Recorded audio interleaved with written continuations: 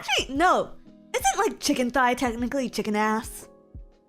Because it's so like the way a chicken is built. The way the lady cock is built is so like thigh heavy that eating a chicken thigh is basically eating chicken ass, right? Right? Kinda, sorta. No, it's very far away. But it's like, okay, but like if you build out a chicken, like if I draw out like a whole chicken, right? Like if we look at a rotisserie chicken. Let me pull up an image of this. If we look at the rotisserie chicken, okay, like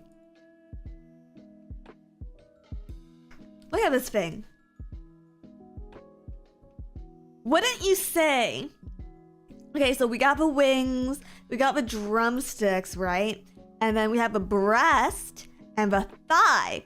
Wouldn't you say that on the lady cock, the hen, if you will, wouldn't you say that the thigh pieces are basically chicken ass?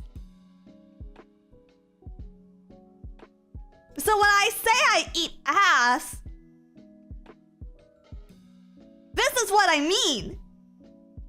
This.